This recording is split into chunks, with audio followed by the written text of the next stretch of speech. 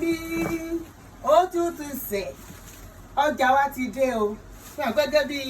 fídíò tí mo ṣe fún ilé ẹ̀kọ́ pé a máa polówó àwọn aṣọ tó wà òkè àwọn gèlè eléyìí aṣọ ló kún bẹ́ẹ̀ bámú àwọn lace eléyìí gèlè ẹ máa wò gèlè ló kún bẹ́ẹ̀ bó ṣe wà yìí o pé kò sí pé bóyá gèlè kan ni mo fẹ́ wá rà mí ìrí o kò sí ìyẹn ayẹyẹ òjò ní iléeṣẹ́ wa ń bí o ẹ wo bọ́n ṣe fún àyè gèlè ló kún bí o more than 52 pieces ló wà ń bí o so ẹ wo ṣe fún àyè burnt orange lè yẹn ẹ wo burnt orange ń fún àyè aṣọ ìlú máa máa mo máa tó polówó aṣọ fún yẹn má wọrí má fi wọ̀nyí ẹ má jẹ́ ká waste time ọjà ti wọlé ó wọlé dé ọjà ọdún ti dé o ẹ̀yin màmá mi ìyá mi ń bẹ̀ yẹn mo bẹ̀ yín ni o ẹ bá ara ẹ wọlé bó ṣe fún àyè àwọn gèlè eléyìí ó yàtọ̀ eléyìí yàtọ̀ ẹ ti wọlé náà ẹ ti wọlé náà ẹ ti wọlé bó ṣe fine gold and silver èyí wà lẹ́ni ò sí nǹkan ẹ ti wọlé náà ọdún yẹ́ẹ̀yẹ́ ẹni tó bá fẹ́ ṣe patí ẹ pé Kẹ́mi fashion empire Kẹ́mi nìkan ló lè ṣe tí wọ́n kọ́ lè léyìí tí wọ́n fẹ́ polówó aṣọ máa yọ fún yín ẹ wọ́n kọ́ lè lé bó ṣe fine ẹ bó ṣe ṣáà ó ga ẹ̀yin sílé mama sílé sísà ẹ wá sí iléeṣẹ́ wa ń bí o ẹ ṣà ẹ rọ̀ kí lẹ fẹ́ ń bí tẹ́ ẹ̀ lè rí ẹ wò ó ṣe wọlé dé gẹ́rẹ́ ni o ẹ wò ẹ wò kọ́ lè lè náà ní ìgbà ìṣe tí n bá polówó máa ṣí ìwọ̀n bá fún un tí wọ́n máa polówó gan lẹ́yìn gan gíláàsì lélẹ̀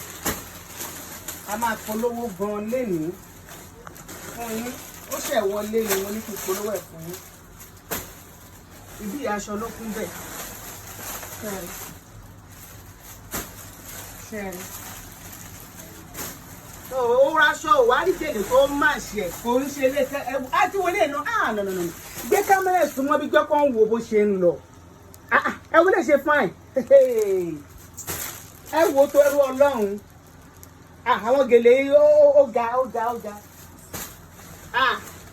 ẹ wé gèlè kórí ọ̀tá yín dàrú pẹ̀lú pèlé ni o ń ṣe gèlè nìkan o pẹ̀lú pèlé ni ẹ sáà mo ṣe ń tajà mi náà pẹ̀lú pèlé ló kà á ní 52 pieces ní 52 ló wọlé gẹ́rẹ́ báyìí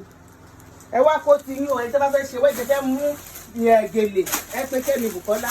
a ti ń bá àwọn èèyàn mu àwọn tàyẹ̀ ń bá mú gèlè wọn ò regret rẹ ẹ wo kọ́lẹ̀ lè náà ṣe fún ẹ gbogbo kọ́lẹ̀ aṣọ yìí gbogbo kọ́lẹ̀ gèlè yìí kò sí àṣàdànù ń bẹ ẹ tún wele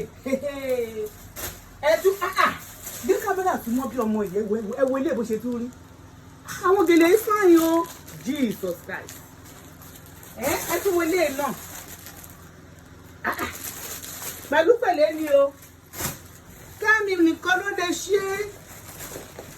Kẹ́mi fashion empire iléeṣẹ́ wa ló lè ṣe bẹ́ẹ̀ ni ẹ má fọmọ wọ́mọ o ẹ ti wọlé náà eléyìí wà lẹ́ni kò sí nǹkan eléyìí wà lẹ́ni kò sí nǹkan ẹ ti wọlé náà no ẹ bá fẹ́ ṣe patí mo ní ẹ pé Kẹ́mi Bùkọ́lá 08022111530 màá wá polówó fún yín nísìn kò ní pẹ́ màá polówó àwọn aṣọ ló wà ń bí bọ́ ẹ jẹ́ kó di ìgbà yẹn náà tó ẹ ṣé mo dúpẹ́ o a máa polówó lé tó kù a máa polówó ẹ̀ tó bá yá ẹ ṣé o.